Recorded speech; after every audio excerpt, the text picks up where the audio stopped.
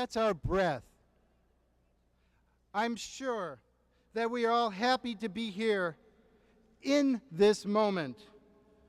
Allen Ginsberg taught us to breathe in the poison and breathe out the nectar. We can watch our single breath go round the world, disseminating its sweet candor. My name is Bob Rosenthal, and I would like to welcome everyone to Planet News, a tribute to Allen Ginsberg. I was blessed to have worked as secretary to Allen Ginsberg for a score of years. Ed Sanders and I and the coordinating committee have brought about this event to pay homage to one of the great persons of our age and one of the greatest poets of any age. It's up to us to carry on Allen Ginsberg's legacy. These simple steps transform us. Sit and follow our breath. The mindfulness that descends brings a transport to being alive and renews the vessels of hope that run through our bodies. This is how Allen Ginsberg put his thoughts, his limbs, and lifestyle on the line for the causes he believed in. We can reach out to our lovers and accept them as they are and form a bond of pure candor to become who we all want to be. Planet News will joyously sing Allen Ginsberg's praises, but because we all know he sang the praises of each of us here and the planet we are here on. And I'd like to read a poem written by Allen Ginsberg on Christmas Eve, 1996, a few months before he died. And he writes a poem here about a person doing something that is a quality of life crime now and not seen in New York. It's called Homeless Complaint. Pardon me, buddy. I didn't mean to bug ya, but I came from Vietnam, where I killed a lot of Vietnamese gentlemen, a few ladies too, and I couldn't stand the pain and got a habit out of fear. And I've gone through rehab and I'm clean, but I got no place to sleep and I don't know what to do with myself right now. I'm sorry, buddy. I didn't mean to bug ya, but it's cold in the alley and my heart's sick alone and I'm clean, but my life's a mess. 3rd Avenue and East Houston Street, on the corner traffic island under a red light, wiping your windshield with a dirty rag. Allen Ginsberg deeply touched and changed those with whom he came in contact. Hindus felt his Shakti. Poetry readers took his cues and unlocked their closet doors. He was sought out in each generation, for his open heart touched everyone's soul, young and old. Countless times he entered tense, violent situations and calmed them through chanting. He taught how to organize work and thoughts. He taught how to write a statement of political frankness using a trail of facts. He taught how to frame an argument with great attention paid to the accuracy of small details. For one false premise can discredit a whole argument. He taught to persist without rancor.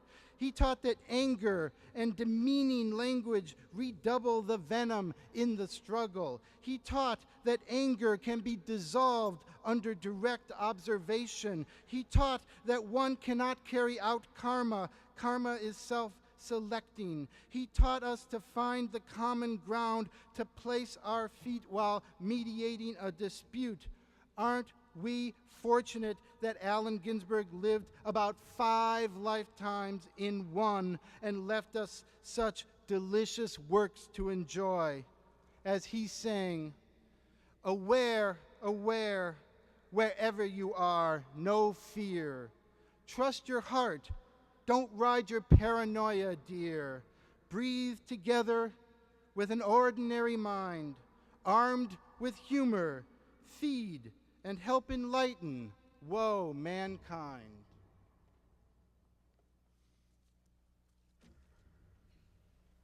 Now I want to introduce our first, thank you.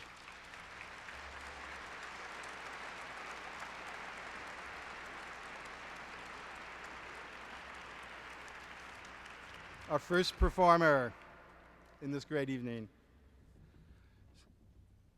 Stephan Said, a troubadour extraordinaire in the tradition of Woody Guthrie. Our first performer accompanied Alan many times on fiddle, banjo, and guitar. His recent contribution to our city's progressive culture, The Ballad of Abner Louima, has received well-deserved mainstay on WBAI and Steal This Radio. Stephan Said.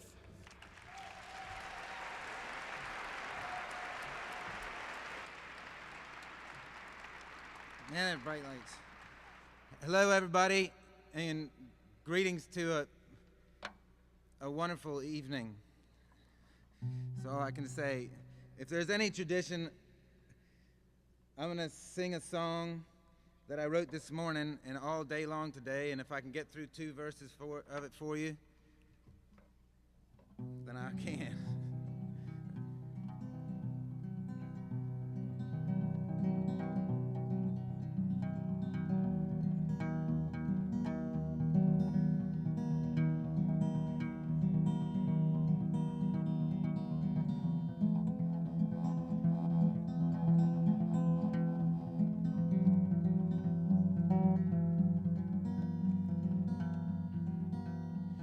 The great big train we've been waiting for is rolling in today, and the people all around the world will join in a big hooray, and we'll all agree on a new unity when we hear its mighty call, and we'll understand as we join our hands, this train was made for all.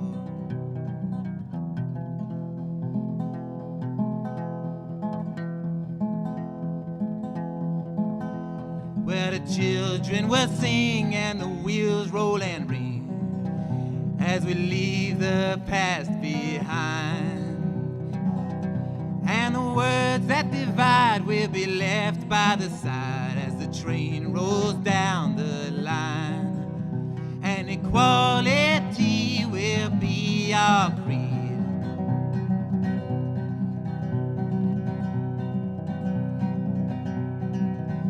and our struggles will be done for the great big train that's rolling now.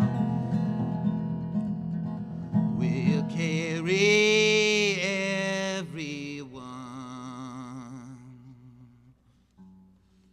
This song is called I'm Not Alone, and it goes like this. Don't worry about it. There's a lot to come.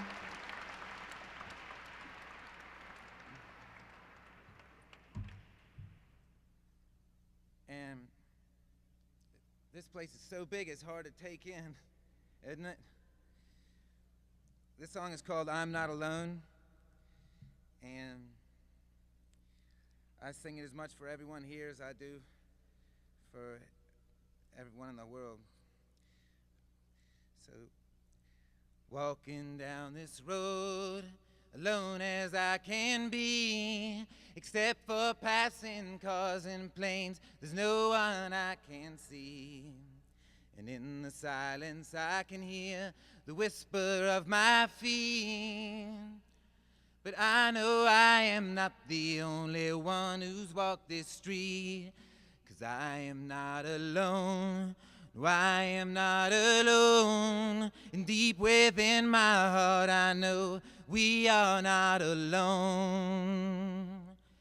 And I am living life in hopes that I will see the day when everyone upon this earth will live in harmony. And just as sure as each of us is made of flesh and bone, I know there are no walls on earth that can't be overthrown. 'Cause I am not alone, I am not alone. And deep within my heart I know we are not alone. And I've been broken-hearted, and I have been in love, and I've been falling under, but I have risen above.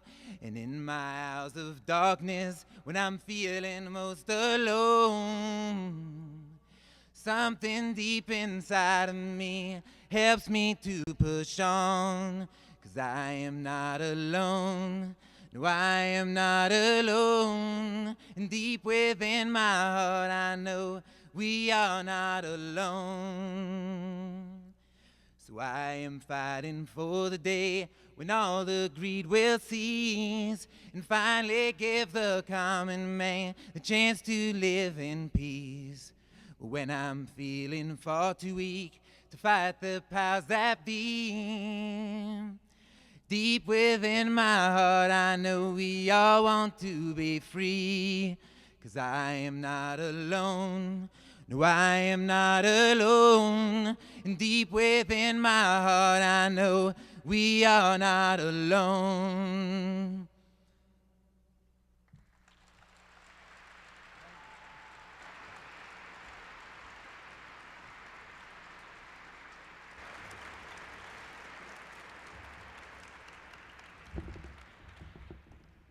Hi, my name is Ed Sanders. I'm one of the MCs tonight.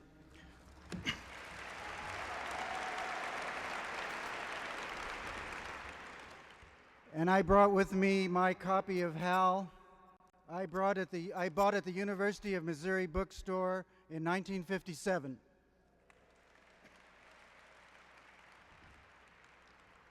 In 1943, Allen Ginsberg took the ferry from Hoboken to Manhattan to take his Columbia University entrance examinations. And on the ferry, he took a solemn vow that if he got into Columbia, he would devote his life to helping the working class. His father was a socialist. His mother was a communist. And in those days, Allen had decided to melt the two to become a labor attorney. And in a very advanced and elegant way, that's what he became. A bardic attorney for the betterment of the human condition. He did more than any to expand the frontiers of personal freedom, a bard who helped hundreds of causes, maybe thousands of causes, and helped revolutionize American poetry. Allen kept his shoulder continually and beautifully at the wheel, chanting to us, singing to us, exhorting us, in his own words, quote, to save and heal the spirit of America.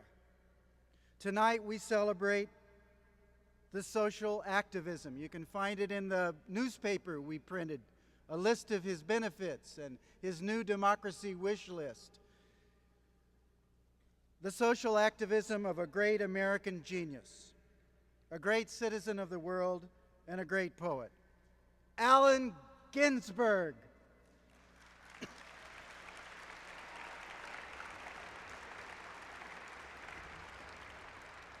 And now it's my honor to introduce another great American, a guy they should give one of those presidential medals of freedom down at the White House, but he hasn't gotten one yet. He's a political activist. You know of his work against the Vietnam War, the March on the Pentagon, the Chicago police riots of '68. a beautiful book he's written called From Yale to Jail. David Dellinger. Hey.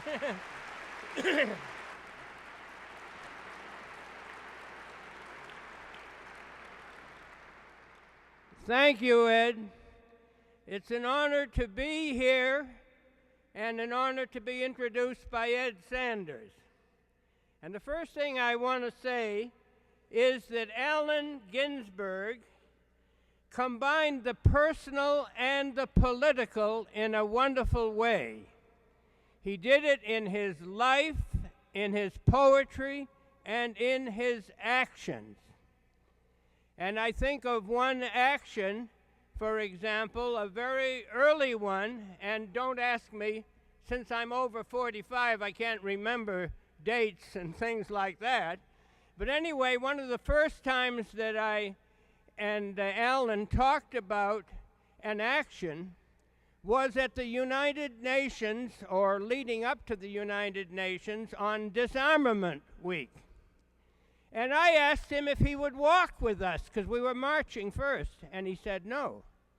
And so I walked with Pete Seeger and Arlo Guthrie and people like that, and I mentioned that Alan would be at the last place we were going to, the place we were heading for. And they all said, oh, you have to ask him to speak. And so when we got there, he was in his usual position, doing his alms. And I said, Alan, everybody wants you to speak. And he said, no, it's much more important what I'm doing here. So that was an example of the personal, but I also saw it in the farm that he and Peter Orlovsky had, and just all kinds of places. And I remember one time when he and I and David Rome were speaking together at Carmicholing, and they kept having us speak. So after the third or fourth time, I said, well, I think it'd be better if my wife spoke now. And the woman in charge of the program said, oh no, you can't do it that way. And so I talked with Alan, and we set up a situation where my wife sat right in front of me, and after I'd said a few words, I said, oh, and now I'd like to ask my wife. And Alan thoroughly approved of it. But also in his honesty, he was never self-righteous or sectarian, and he even spoke a few times about the problems he was having with Trungpa. And he told me that he was thinking about stopping the command that Trungpa had made, that he should do 100,000 prostrations. But he knew in the end, he decided, that he got so much from Trungpa's teachings that he would go and do the things that he didn't even, in many ways, believe in or want to do. Now, I want to say also that Alan was so smart that he came to me one time when Abby Hoffman had just come up from Mississippi. And he said, you know, I want to take you over and introduce you to Abby Hoffman because you two have so much in common. And it was true. But let me tell you that a lot of the older, better established peace organizations and their leaders didn't approve of that. And one time in Central Park, when we had finished all the announced speakers and people still didn't want to leave, I saw Abby right down in front. And I said, Abby, I want you to speak. And he did, and to me, he was wonderful. But then somebody made a suggestion that I should be removed as chair of the mobilization committee to end the war because I had used this smart young kid who had a sense of humor.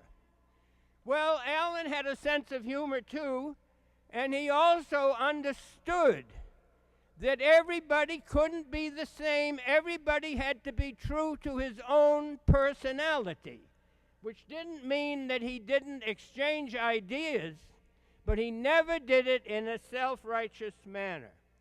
Now, I will conclude by saying that in the same cathedral, I and Allen Ginsberg, amongst many others, took part in the ceremony after Bill Kunstler's death. And I was up in that one, and he was up in another one, and so we had to sit on opposite sides. But afterwards, he came down, and he crossed over to where I was sitting, and we did the rest together. And it was that time that he told me that he did not have long to live. And it's hit me, Kunstler's death and now Alan. So you put them together, it was really quite a transforming emotional experience. But after that, I did see him a few times when he spoke at a college or when he read his poetry. And I was amazed at how well he did, considering the fact that he knew that he had only a short time to live. So I'm so glad that we're all here to honor and praise Allen Ginsberg, who was such a wonderful example for all of us, including me. Thank you.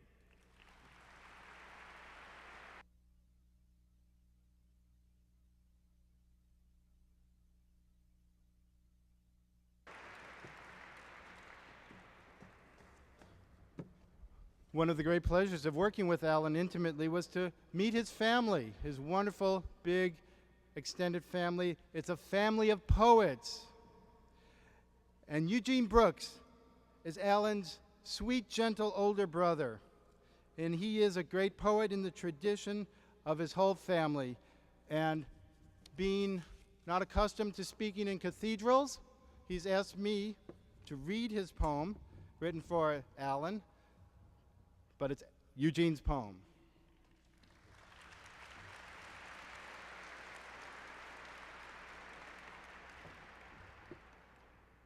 Telescope. Old 30s folding telescope. $8 tube, no tripod. Charmed glass wrapped in shimmering brass. Alan and I, summer camped in a Newburgh hill, pointed the scope east over the Hudson to Beacon. Thumbnail human figures under our omniscient scrutiny darted busily from sun to shade back into sunlight. We tolerant gods smiled at their compressed ignorance.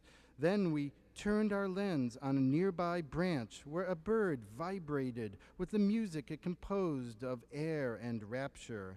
It looked back with magnified, quizzical eyes. Nightfall, we started up at the immense, nightfall, we stared up at the immense curved dome. The octopus-eyed universe gazed back at our peacock lies. Years later, Alan, you turned 4 laser eyes on the whole world. Your life's work to notice everything. Tin cans, rusty tongue, dusty sunflower Corolla, red revolving police car lights, the Rockies, silver-tipped, the million feet of daisies, oleander, climbing air ladders. You squeezed a hooked beauty out of the world that besieged you, with diabetic madmen crouched in East Village doorways, whales screaming in gray waters, napalm theocracies, nuclear empires, bulging-eyed dogs hanging from Shanghai meat hooks, soldiers eyeless, the United States weeping its young. You spun utopias out of ancient grief, out of vegetable sacraments and anti-metal fervors, out of a lust for flesh and fame, out of peach-colored socialism. Now, done with that, you've stumbled into a timeless paradise, the infinite emptiness you chanted and abhorred in a quantum nirvana of non-desire. Now the tortured moon tugs at the tide of your dust. Your forehead of ash feeds the dry Newark grass, grows dandelion spores that a courteous breeze scatters over North Jersey oil vats and Manhattan's glass dollar temples. But your resonant voice travels the whole world through benign electrons and a thin film of air. Now on this frenzied sphere, 25,000 miles round, set spinning in this galaxy by the forefinger, an immense hand trembling with cruelty and compassion. In your name, I forgive him who shaped us to sing and perish. Outside my window, pink azaleas bloom under dogwood branches that spring breezes stir gently, and pine tree fingers reach out to fondle the sky. In this room in Long Island, my dry eyes rest on the telescope that lies loyal on a lacquered table. Young and green, we look through it with dumb eyes. Gravely, I touch this memory lens that not long will pass into other hands and long outlast this May remembrance of your queer, wry spirit.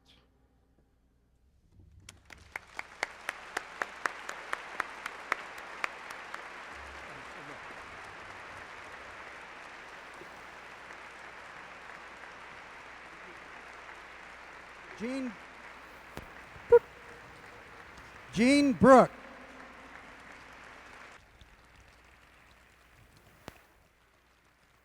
Do you remember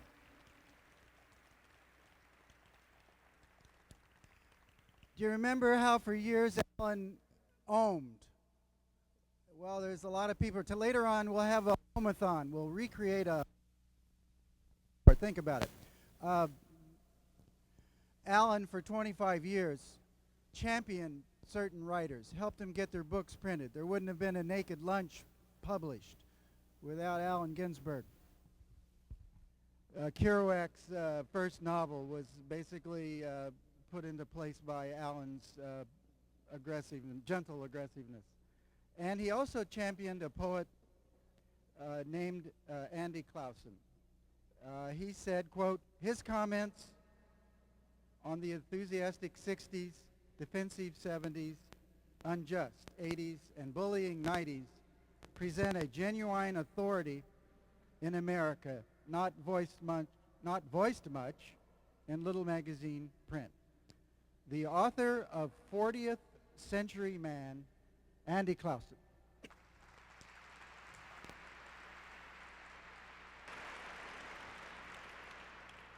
And the nature is all the voice of caring, the touch of death. The caring is beyond human idealism. Death is nature and God, and the substance in black holes and deathless. It is without itself no contradiction, forever without goodbye, in the idea of the wind igniting celestial beacons and vehicles born to lead us through the seed. This magic not of women and men who become mere in the light of their suffering. The bigness of it brings tears of which can be made anything. Here was a rare man who set out to do something and did it. He was a great poet who embraced benevolence and enlightenment, endorsed it. Perhaps that opened planet of 1,000 shades of greens and milky azure has resumed its attitude music. The rutting bebop rails rally past the re-breaking spring and the rollicking beauty and freedom more than words, gold not minerals spent in our roving youth suffer. In my only mind I percolate, his verse won't die. Eras and codies of eras, 1,000 years hence, Alexander, Caesar, Napoleon, Hitler, some billion-person slave labor camp commander, the overweened big money nature desecrating war financing today names long forgotten. Yet he will still be felt, read, heard, and listened to, for he tried to conquer the world with love. Allen Ginsberg, every bohemian's friend, everyone's poet, even if they didn't know it, everything's poet, a oneer. To express joy and lack love in time, to plead, solve, absolve, emanate, to impress the imagination and undepressed with candor's genius, beauty sent to press, revolutionary, funny, crazy, wisdom, noting of particulars, calming down to finally do, to accomplish, blessed by our own seed and hairy, naked accomplishment bodies growing into mad, black, formal sunflowers in the sunset. In the beginning, not the word, but the action the word had to be to explain beauty to the emptiness. The wild, heavy, ominous wind has unplugged me. It has roared louder than lion as it drowned all machines. It has uprooted the 70-year-old fecund sun-seeking mighty oak, which had finally leaned too far in its search for light, taking a small hemlock, a third of the maple, obliterated a poplar. I reckon the dogwood in the dog graveyard has received a mortal wound. Blame it on the wind. Last night, the roof pelted by soccer-sized snowballs, no computer, no answering machine, no fridge, no quick electric oatmeal or pasta. Keep the wood cooking, don't even light a candle, dig the dark, wait for the flash or not. Phone still works, it's ringing. Daytime clean, sharpen gas the saw, go to the oak, sever the branches, start from the top, sit, look, tell self, rest, flash. Better call Allen and tell him Allen Ginsberg died. And head for the phone. And then dull flash. I remember, I know, I understand. Allen is Allen Ginsberg. Was. One day the real tears will come. I think, therefore I rise. I rise, therefore I shall be free. One someday. I learned young about justice. I learned many names for Maya. I studied the greatest losers. I sought them out for tutelage. Sanity was not something I lost. It was just something I hadn't been born to. Something I only intuited as I was indoctrinated in the classic delusions of which justice is prime. I learned to say, you bad, you bad. Karma, you bad. I found out money enjoyed the pain of others. I tried the useless dope, hope. I tried to assume control. I prayed compassion come possess us. I was civil to imposters by the endless score. I forgave the murderous their religions practiced in the real rooms where the deals go down. I could do nothing about castration or infibulation. I couldn't even bring the good times back. What could I do about surgeons and chemists and advertising sub-realists growing the coffers of the chairmen of idle money? I could not undo the death of my friend and teacher. I cannot undo, nor do I want to. The bigness of it demands tears, of which can be made anything. Dear friend, no goodbye is forever. I'll see you soon.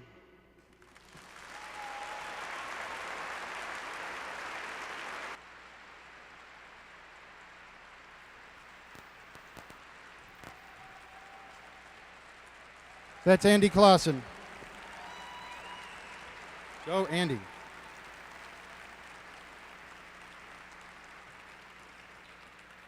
Natalie Merchant is coming up soon. If you see her, give her a bump. And now, Danny Schechter. Danny Schechter, the news dissector, has been engaged in an energetic search to get the real word out. His global vision has produced essential human rights television, South Africa Now, and Rights and Wrongs. His new book is The More You Watch, the Less You Know. And here's Danny. First a question, why are you here? Don't you believe everything you read in the New York Times? The Times reported that this event will be held tomorrow. A few hours ago, for reasons I still don't understand, Rupert Murdoch's Fox News channel called me to comment on the great event of our century, the last finale to the Seinfeld series. So there I was on the air with the man who played the soup Nazi on Seinfeld, who told me that it was the only part of the show he ever did and he's out of work and looking for a job. At any rate, he was asked where he would be tonight to celebrate this great event, and he said he'd be at Tom's Restaurant a block away from here on Broadway with the Seinfeld cast. And I said I'd be at the Cathedral of St. John the Divine to honor Allen Ginsberg. And we are here.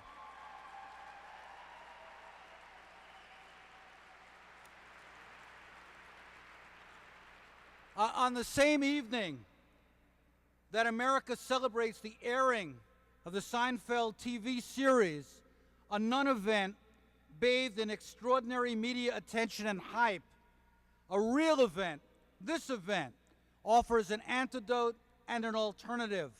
While millions of dollars are spent to promote and profit from the sitcom about nothing, we are here to honor the man who is about everything.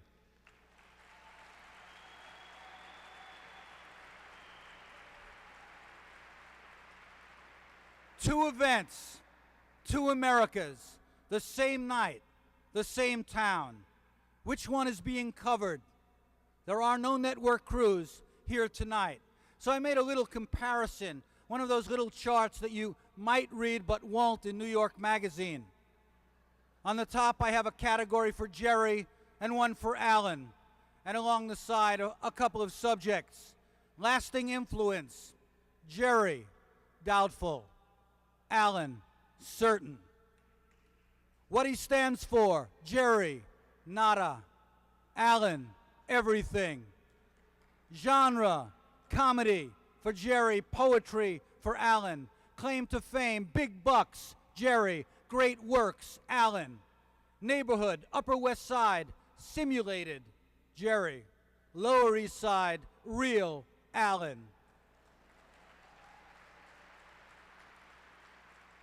Cultural contribution, Jerry, yada, yada, yada. Allen, howl. Media attention, Jerry, saturation coverage. Allen, we'll see tomorrow, although the Times probably doesn't know the event is happening because the editors there read themselves.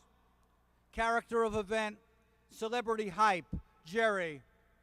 Allen, Planet News. I've always thought of Allen Ginsberg as one of my fraternity also as a journalist.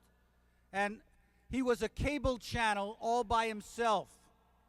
He was an investigative reporter without portfolio. He was a guide into the American darkness without a press card, without an outlet, without a Pulitzer Prize. No network would hire him. No magazine pension plan insured him. No schoolyard of fact-checkers. No control room of know-it-alls. No media merger. No beeper. No cell phone. He was never acquired or downsized, Disneyed or Murdocked. Before logos and branding, he branded himself. Always there with the news we never knew. The anchor of GNN, the Ginsberg News Network. The poet ahead of the news, with the Times never quite able to catch up. We miss you, Allen. Thank you.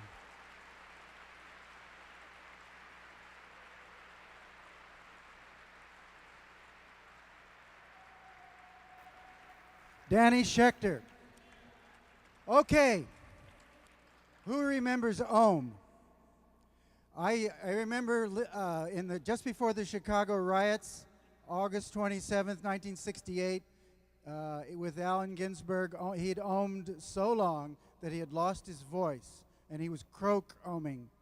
But let's do it. And it was so popular in about 69 that Tony, who was the guy, The Odd Couple, satirized it on television.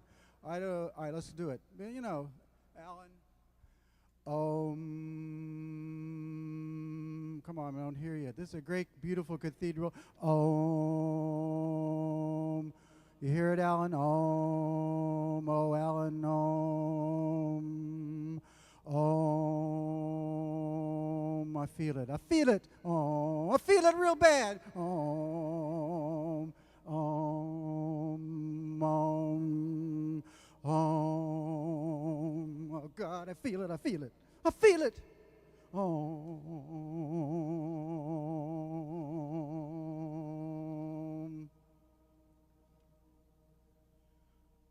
Yeah, who's that? Yeah, Judith Molina, beautiful Om. Okay. Our next act, Natalie Merchant.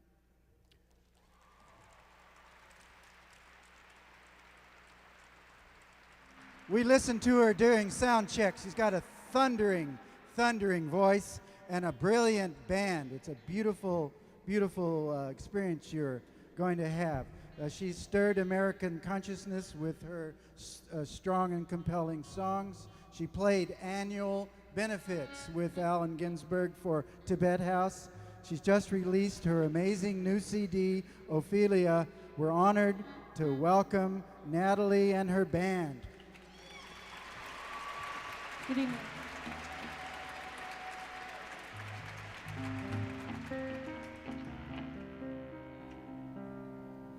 So I apologize. I was just on the express train from Union Station about 5 minutes ago. Remember how it all began, the apple and the fall of man, the price we paid. So the people say, down the path of shame you led us, dare to fight the hand that fed us. Fairy tale, the moral end, wheel of fortune never turns again.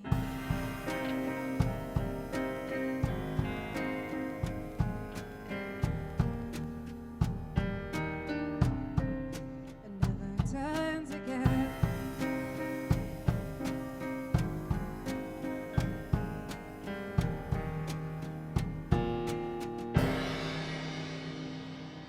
The worst of it is come and gone in the chaos of millennium, in the falling out of the doomsday crowd.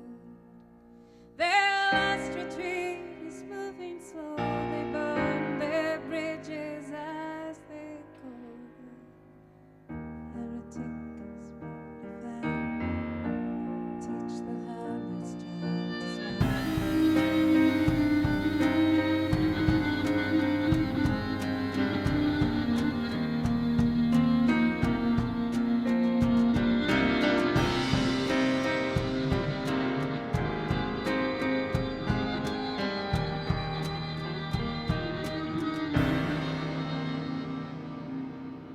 Racked again by indecision, should we make that small incision and testify to the bleeding heart inside? We cut, we scratched, we rent, we slashed, and when we opened up at last, found a cul-de-sac deep and black, smoke and ash.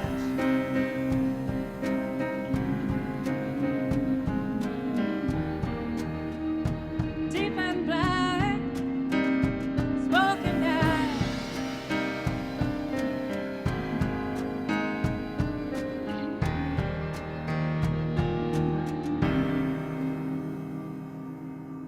The wicked king of parody is kissing all his enemies on the seventh day of the seventh week.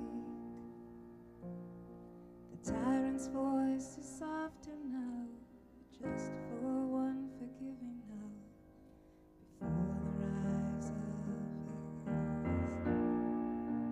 iron fist again.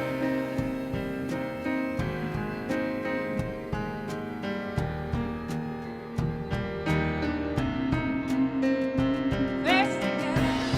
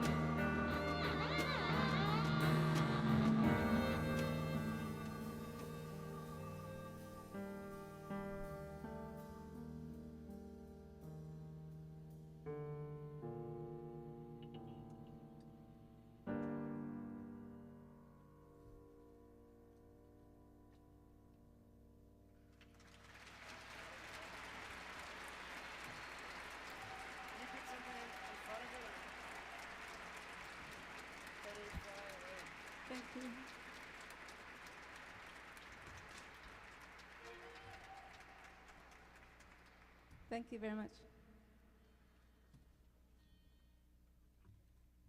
Hodie, Christus, Natus Hodie Salvatora paruit,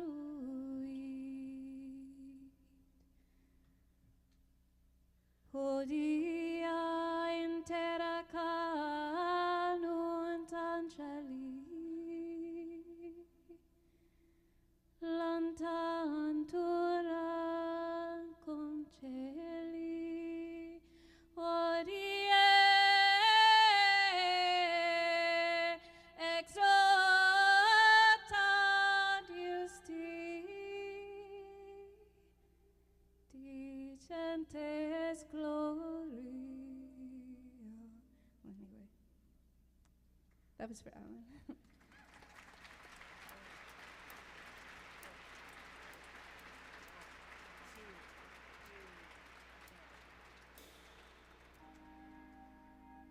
Farewell today. Travel on now, be on your way.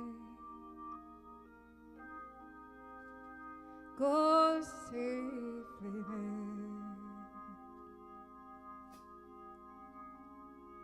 Never worry, never care. Beyond this day,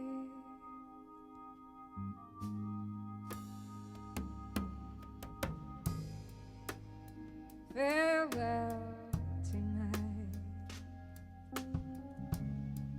to all joy and to all delight. Go well and go peacefully. We can keep your majesty beyond your way.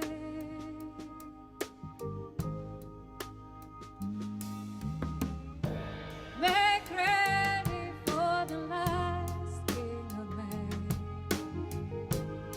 Make a cardboard crown for him and make your voices one. Praise the crazy mother's son.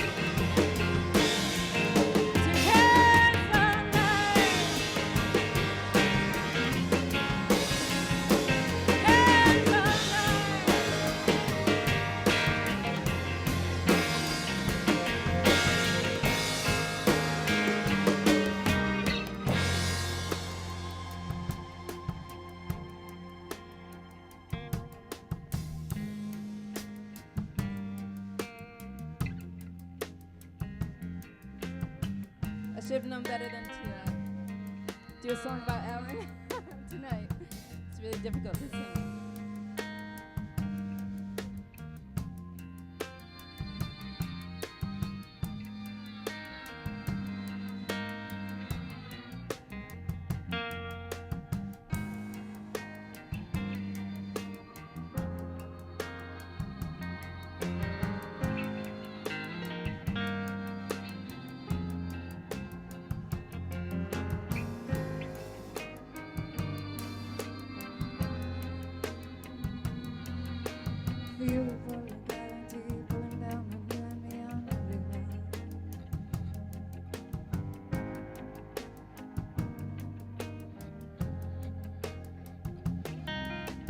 Feel the pull of gravity pulling down on you and me, on everyone.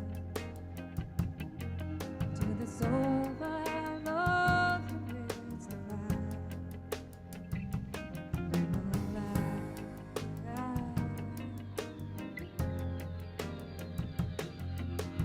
Prayer beats, mandala, sutra, Torah, Kabbalah, peyote, Hebrew, the Roman to shine.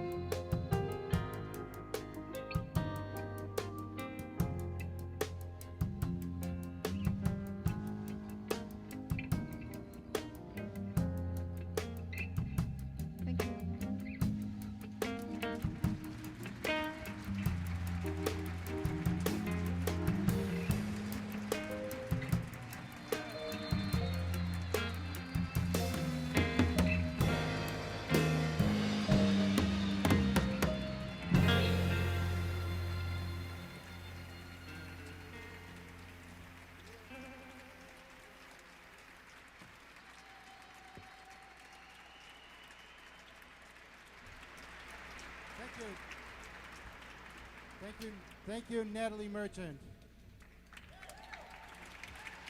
And now, the only person who can follow Natalie Merchant, Anne Waldman's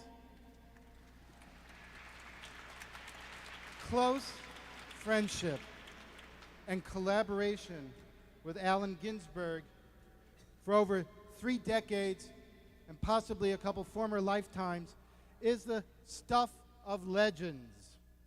The co-founder of the Jack Kerouac School of Disembodied Poetics.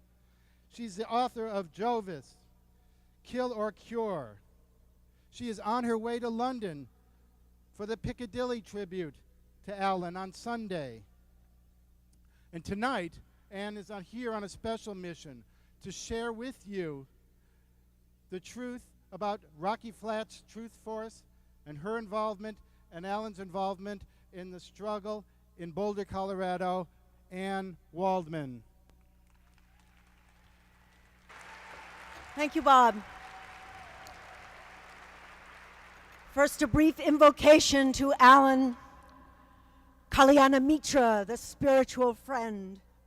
Vocalization, mind breaths, his eye, his arm, seed syllables, his burning text, his ear, his nose, his resistance, his neurons, his chakra centers, his fierce battle to make it new. Om. Inner non-patriarchal, sweet feminine, fussing in daylight, tender darts of heart of luminous generosity. Only what you experience is magic inside a solar system. Secret mind-to-mind transmission, the plot to save all sentient beings. Get down on knees to enemy. No plot in light of India's wrong-headed nuclear testings and build-up. But we can be sure that that country is not unanimous in support of those terrifying and potentially destructive acts. Here are some lines from a little poem Allen Ginsberg wrote August 9th, 1978, entitled Nagasaki Day Peace Protests Arrests, upon being arrested at Rocky Flats, which is just 10 miles south of Boulder, Colorado. These are Allen's lines. Blue sky cumulus clouded over the white-walled Rockwell Corporation bomb plant. Am I gonna stop that? Middle-aged Ginsberg and Ellsberg taken off to the gray-haired sheriff's van. But what about Einstein? Am I gonna stop that? Was on everyone's mind. From some point of view, Allen Ginsberg and other activists and citizens, poets, Buddhists, scholars, dentists, folk singers, students, mothers, Sufis, CIA, RAND, and Rocky Flats Corporation dropouts did help stop the Luciferian machinery by constant on-site pressure and protest, blew the whistle on Rockwell and subsequent managers at Rocky Flats, and opened up the long, festering drums of contaminated, radiated worms. The pressure which led to the FBI investigation and shutdown, and which continues on the implementation of the USA Department of Energy's 10-year plan, which is called Plan 2006, the environmental cleanup, continues. The dedicated citizens who have been involved with this long practice of vigilance have witnessed substantive change because of their actions. Allen lived to see this shift. He knew that regular folk, when properly informed, could enact change and force regulation and legislation.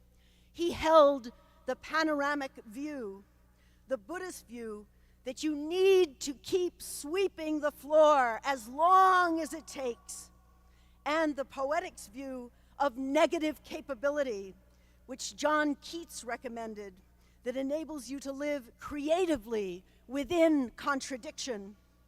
Thus, Allen inspired students summer after summer during his 23-year tenure at the Jack Kerouac School of Disembodied Poetics at Naropa Institute. He inspired them to stay engaged. He talked to the enemy. He took on poison, understanding that it might take millennium to transmute not only the substance of plutonium itself, but the mentality that propagates its brutal manifestations. Allen wrote in his extraordinary poem, Plutonian Ode, "I dare your reality. I challenge your very being. I publish your cause and effect." As we were being busted that bright, high mountain day, we were able to recite facts and figures, hard science beyond the flower power slogans of the past. Thankfully, the triggers are no longer manufactured at Rocky Flats for warheads. This doesn't mean that we rest easily. As Daniel Ellsberg pointed out at the 20th anniversary reunion of Rocky Flats Truth Force in Boulder just 2 weeks ago, the war machine continues as threat, as political leverage. Dangerous amounts of plutonium remain unaccounted for. The sickness and mutilation of animals born near the premise continues. A 3-legged calf recently birthed at a ranch nearby. The element's half-life, close to 250,000 years, is still a mantra to keep in our psyches for lifetimes ahead. One time earlier, in 1975, as we were headed out to the Flats protest, I didn't have my poem, my quintessential statement ready, and Allen kept saying, "First thought, best thought, first thought, best thought, improvise, improvise." He had a huge bottle of mega vitamins on his counter, and I thought, that's it. Mega, mega, mega, mega. Death bomb enlighten, which led to this chant. Junk plutonium. Love it? Hate it? We'll all be glowing for 250,000 years. Teeth glowing, microfilm glowing, pages of words glowing, underwear glowing, nails and knuckles glowing, sore kneecaps in despair, antlers glowing, storm clouds glowing, hair follicles glowing, golden earlobes, the better to hear you with, elbows glowing, flaring nostrils glow, wrinkles like streaks of lightning, clavicles glow, thorax glow, rolling pelvis glow, hip joints glow, the pyramids glow, the third lumbar glowing in pain, and eyeballs glow, poor, sad, monster eyeballs, reincarnated for 250,000 years. I dedicate this day against megadeath, this Plutos wealth, plus Archaea rule. I swallow, I dispel. This rule of the wealthy, this plutolatry, this worship of wealth, I spell away. Mega, mega, mega, mega, mega, mega, mega, mega, mega, mega, mega, death bomb, enlighten this dark, drunk Pluton, Inferno's sun. I, word woman, I spell you away. Destroyer of sweet baby flesh, plutonium, rude havoc warmonger, plutonium, devil's work, plutonium, you, born of Neptunium, born of distant dark planet names, I, word woman, I spell you away. Mega, mega, mega, mega, mega, mega, mega, mega, mega, mega, mega, death bomb, enlighten.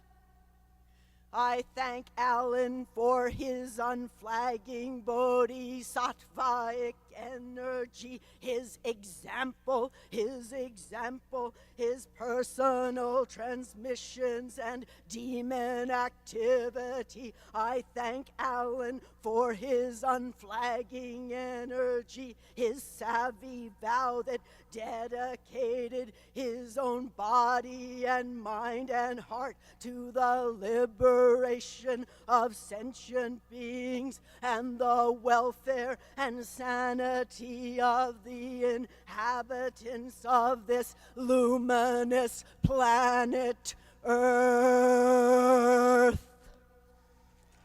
Thank you.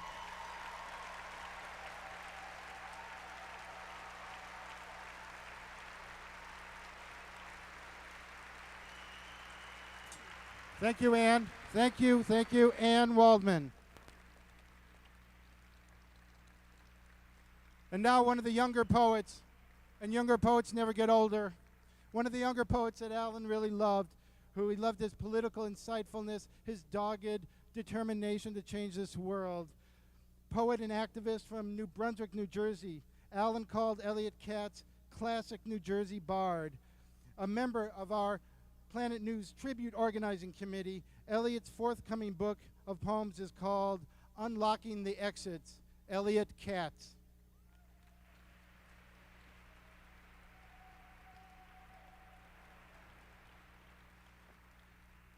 In both his visionary poetry and his life, Allen Ginsberg showed 4 decades of young people that we did not have to accept the deadwood of exploitation and hypocrisy.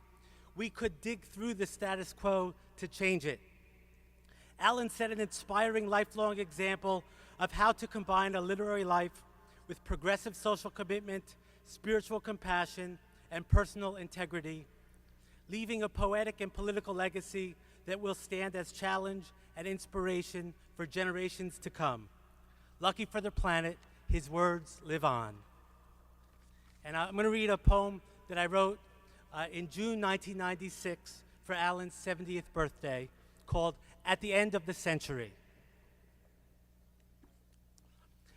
Century that has embraced me these past 39 years, that has set before my eyes so much tumult and catastrophe, that has taken too many of my friends and ravaged the calendar with my mother's blood, that has wormed a hole from Earth's core through ozone layer to the sun. I have but one wish for you.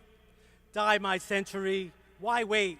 Early to bed with you. Take early retirement. Take your granite eyes, your fully paid tombstone, your electrified casket, your 4 billion odes to death. Burn your damn books, those dastardly lies. Lay your plutonium shroud over leftover legacy. Let's be done with you. Artists around here in all watercolors have prefigured many paths to follow. Choose one. No warning aneurysm during peaceful sleep, drunken liver rot, kidney explosion at top of donor wait list, youthful breast cancer, no holds barred immune system surrender, sudden leap off college dormitory roof.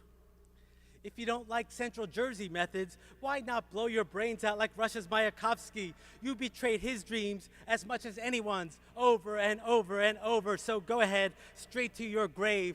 Die, my century, it's your time. The sign's all there. All 500 TV channels are screaming bloody random murder.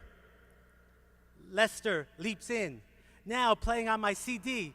These the jazz rhythms Allen Ginsberg had in mind while writing Angelic Howl, while swinging for the century's fences. Ah, Allen's 70th birthday last week. Maybe the books are worth saving from the bonfire. Maybe some 20th century visions to carry, some ways to connect. Maybe, my century, you never intended to mess us up. Maybe never intended to walk into the bar wearing the death mask. Whatever your intentions, you're through. Die, my century, we're growing impatient. No need to prolong this multi-perspectival agony. Leave now, so rebirth may arrive soon. Too many cannot afford to wait. Goldie's kidneys can't take it much longer. You've already killed her. What more do you want? For her, there was too much apartheid far and near, too many youth shot, too many pharmaceutical giants allowed to roughshod concrete boots through cities and historic gardens. Audrey's landlord never let her pick up her clothes. Robbery by the propertied class, plain and simple, an old-fashioned crime your courts never learned to solve. What good were you? Your patriarchal capitalisms grew immeasurable tumors. You threw out socialized medicine before inventing an alternate cure. Ethan leapt off the balcony, and nobody knows why. Too many's. Southern black churches are burning, Woodbridge's fiery oil storage tanks at this very moment spewing huge toxic clouds. Vietnam's lessons and veterans remain locked outside our nation's checkbook memory. How beautiful Lester's rhythms of earthly engagement, dead friends' divine energies digging those sounds. They live spread out and diverse. They lived this century as well as died it. They rode the universe's internationalist intergenerational bus along your potholed highways and loved out loud many of your bumpy struggles. My beloved pillowcase century, after your breathing has slowed, we who endure will send our compassionate imaginations ahead. We'll keep our coalitions together with tough new thread. Our desire for change will survive your most callous assassins. So send your SS back to their self-made hells. Toss torturers east and west into their flesh-eating ditches. Let go your 1,000 demons and your one gods. Merciful death and even more merciful rebirth. We will encounter a future. The four-way mirror will forgive. Emancipatory eye drops will relieve the ache. After the sliding back and the spiraling forth, after the planet and the plan, after the redwood keyboard and the meditative sprint, the back, sometime next century, our sketches will come to life.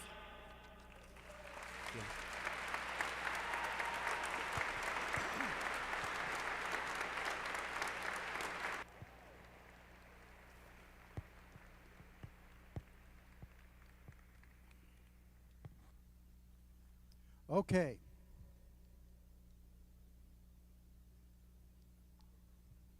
Allen Ginsberg had a special relationship with moolah, with pecunia, penency, scratch, bread, money.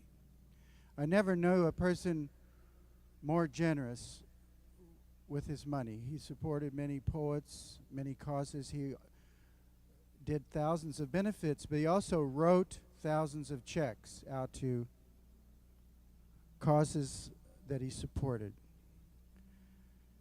There's a list on page 1 of the newspaper we printed for this event that lists some of the recent benefits and lifelong causes Alan engaged in. And he found it impossible to pass by somebody in the street with their outstretched hands. This event tonight, in honor of the great American bard Allen Ginsberg, cost $27,000 to put on.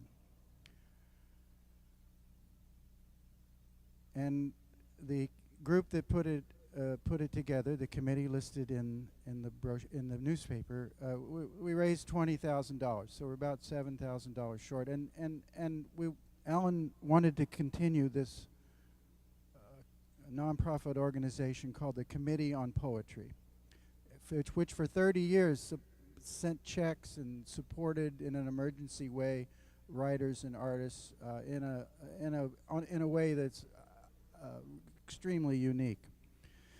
So any money, so they're going to come down these aisles and pass a basket, and it would be wonderful if you would, in the grace of your giving, come up with some moolah to help. And while they pass it, Alan, all through his career, engaged in sing-alongs. So in your brochure, in your newspaper, are the marvelous, marvelous lyrics he wrote for the new Amazing Grace. And some of the Fugs, Steve Taylor, on Alan's original harmonium, the one he used, will sing. And then after we do the new Amazing Grace, we're going to do another sing-along. The Nurse's Song by William Blake, which Allen Ginsberg set a melody to, and it has a hook line at the end. And all the hills echo Ed. And let's hear it and sing along. So first the new Amazing Grace, then all the hills echo Ed. I dreamed I dwelled in a homeless place where I was lost alone. Folk looked right through me into space and passed with eyes of stone.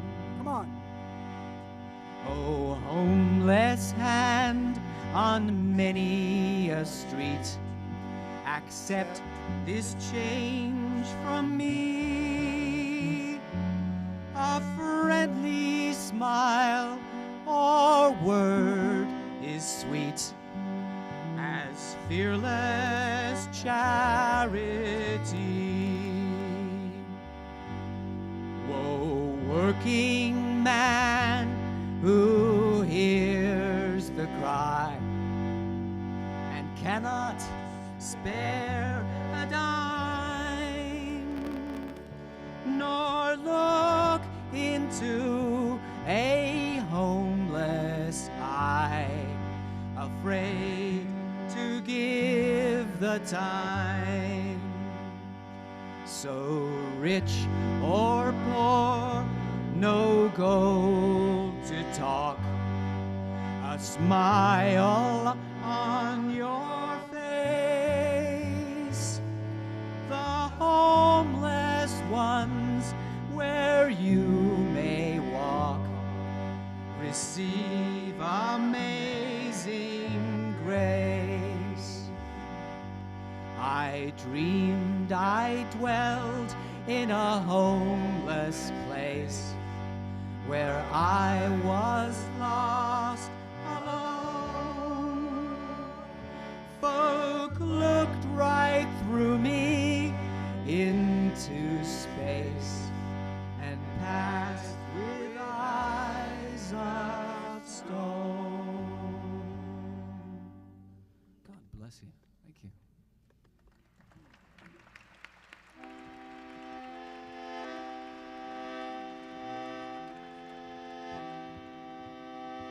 Don't forget to give.